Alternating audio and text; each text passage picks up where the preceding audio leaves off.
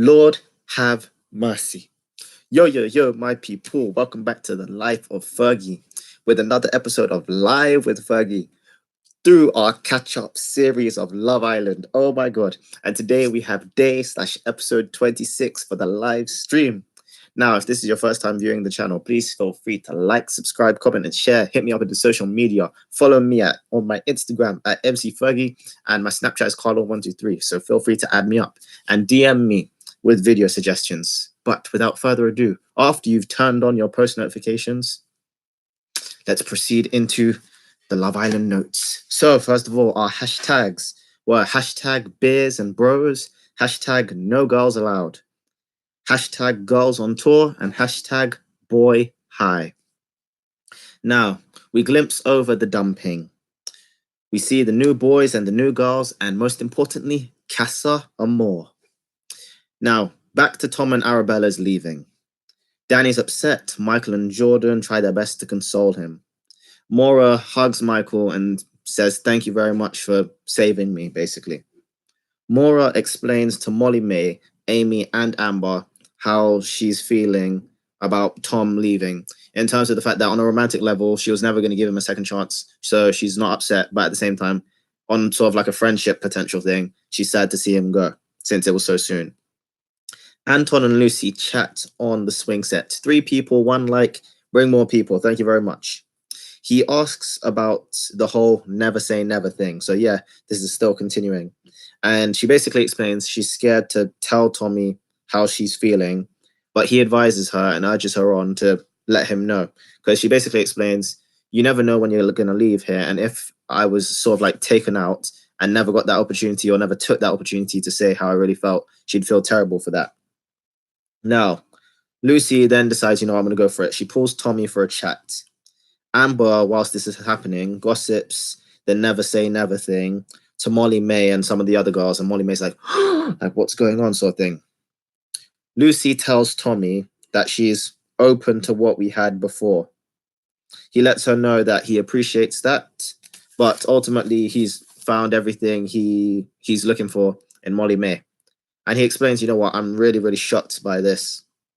Lucie then debriefs Anton in the kitchen about the fact that she's let him know. Tommy tells Curtis up at the terrace about what Lucie has said to him. Anton then joins in, and he explains that he encouraged Lucie to tell Tommy.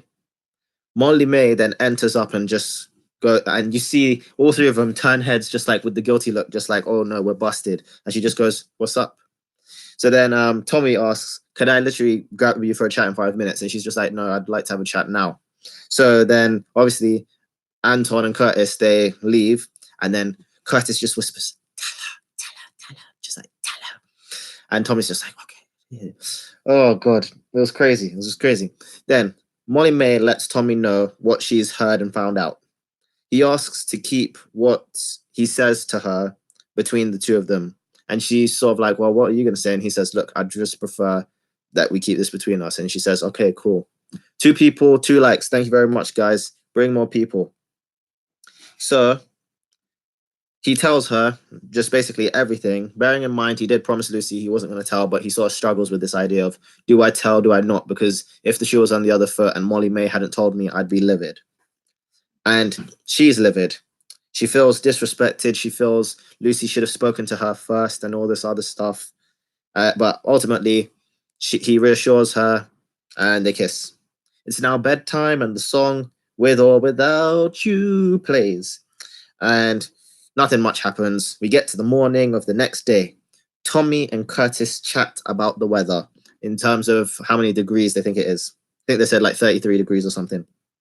Tommy got a text, which is where we then hear hashtag beers and bros, hashtag no girls allowed. And it's essentially lads on tour, a nice little afternoon out. Molly May, whilst the boys are gone, pulls Lucie for a chat on the tanning beds. Yes. And I like the fact that she was really smart and respectful in her approach, because she didn't break her promise to Tommy. And she literally just respectfully said, where's your head at? I'm hearing things. What's going on? I just wanted to find out from you. And then she finds out. Lucie tells her everything that's happened. And then she basically explains, you know what? I don't want the 2 of you to be friends anymore because She tries to sort of like make this argument that, oh, if the public said Jordan and I look cute together, that wouldn't then create feelings in my head, and I think, oh, I should crack on. And I think she's getting the wrong end of the stick, because what annoyed me was Anna, Amy, and Maura are all eavesdropping at the same time, and then Maura makes like a snarky comment talking about how, ooh, if the public said Curtis and I look good together, that would make me crack on with him in sort of like a sarcastic way, which I just thought was really disrespectful. But yeah, Molly May just explains, I don't really think it's wise for the two of you to be friends anymore, knowing what all three of us basically know. Now, back to the lads' day out. So they chat, they drink beer, they discuss the whole dumping and the reasons why they made their certain decisions. And then Tommy lets all the lads know about the talk he had with Lucie. And they're all shocked. Back at the villa, Maura got a text while some of the Islander girls are sleeping. It's Casa Amor, people. Casa Amor has returned. Okay. Now, the girls are all insecure, basically. They're thinking, oh, am I secure in my couple? Are they going to crack on with someone else? Or like Amy even says, this is my face thinking about Curtis and his new girlfriend or something like that. Maura's hell of excited. I mean, she's fully she's making sure there's makeup everywhere. She's just like, I've got to look class. That was a terrible Irish accent, but forgive me. Now, they drive to Casa Amor, etc. They enter and they're just like, wow, this is even nicer than the other villa. They celebrate with champagne. And then Lucie asks what the girls would do if their sort of like dream guy who ticked all their boxes entered in, like, what would you do? And Maura was just like, I'd jump on him. Now, the Flack is back. Caroline Flack, looking lovely as always, enters the villa. And she basically gives them the details and explains, okay, the guys are obviously out, but they're going to meet 6 new girls. However, I would never leave you alone. So I'm bringing 6 new guys in. So we meet the people who I introduced yesterday. I don't know why on the Love Island app, I'm sure it said Ovio, but his name is actually Ovi. Then we have George, Marvin, Daniel, Stevie, and Denon. Now, Molly May sort of just like hits the girls, just like, oh my God. And then basically, so all of the girls start doing that, just like, oh my God. So they all get excited. And Maura explained to us that there were definitely some fanny flutters going on. And when Caroline like asked, how you girls feeling? Maura's just like, I'm ecstatic. She is ready. So Caroline leaves, and then Maura's literally the first one up. She's just ready to get at it, you know? And everyone introduces themselves, greets each other, etc., etc. But Molly May is peed off. Yeah, she's very pissed. Now, Anna, yeah, this is okay. I was starting to wonder, why did I write this? This is because I believe it was Stevie. He makes a comment about how he believes Tommy comes across as an airhead, and he basically insults her man in front of her. And she just thinks to herself, wow, you're brave to like do that right in front of me, and you only been in the villa for what, 5 minutes or something, and you already have sort of like no friends on your side. Now, Anna,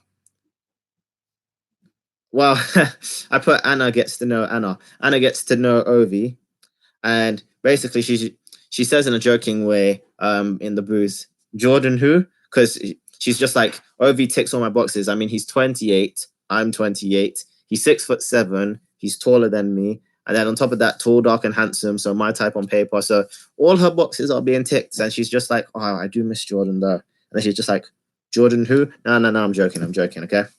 But yeah, I think they're finished. They are finished. Okay.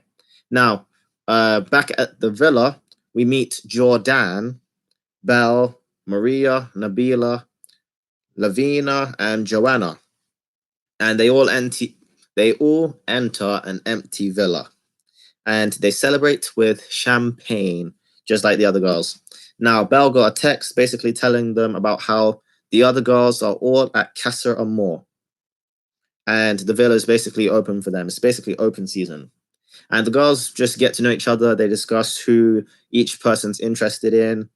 And the lads enter. And I don't remember who it was, but they're saying, if 2 new boys are in the villa, just obviously bring up your shoulders, guys. Let's come in all muscular, just like, yeah. And then Tommy's just like, I've already got that though, sort of thing.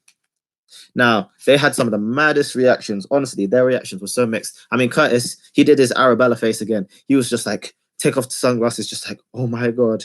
Then Anton was just like, no, this can't be real. This can't be real. And in the booth, he was just like, this is my Christmas present. It was like, thank you, finally, sort of thing. And I feel good for Anton because, well, I think at least 2 or maybe even 3 of the girls are looking to crack on with Anton. And everybody seems to be very, very interested in Michael for some reason. Like, okay. But Sunday night, after Unseen Bits, which will obviously be tomorrow, all we do is get a glimpse at the challenges. And I think there was this challenge where Michael had to put as many kisses on some girl as possible because he was just kissing all up this girl's neck and everything. And I feel like that's gonna come back to bite him in like a couple of episodes for time where they're gonna like, you remember a couple seasons ago, I think, where they showed pictures to each side of the villa to make it seem like that person's betrayed you, sort of thing. I feel like that might come back to bite him. But then ultimately we see Ovi, well, I don't know who to say initiated the kiss because they sort of just look at each other, and then Ovi and Anna kiss. So Jordan and Anna, they are finished. Like they're just finished, and that brings us to the end of the notes. So guys, let me know what you think. Like, what do you think is happening with the season? I believe we finally have some action going on. Casa Amor is the true test. It's what everything's all about. What? Trust me, Matthew. A lot of heads will be turned. Like, what will be the end results? But anyway, this brings us to the end of the video, the end of the stream. I'm hoping you enjoyed. Please feel free to like, subscribe, comment, and share. Hit me up in the social media. Instagram is at MC Fergie. Snapchat is Carlon123. And don't forget to turn on post notifications so that whenever I make a video or upload a live or whatever, you are the first to find out. And don't forget, share these videos with everybody you know. Tell everyone about my channel. Subscribe, okay? I mean it. But until then, I'll see you in the next video. So peace and God bless.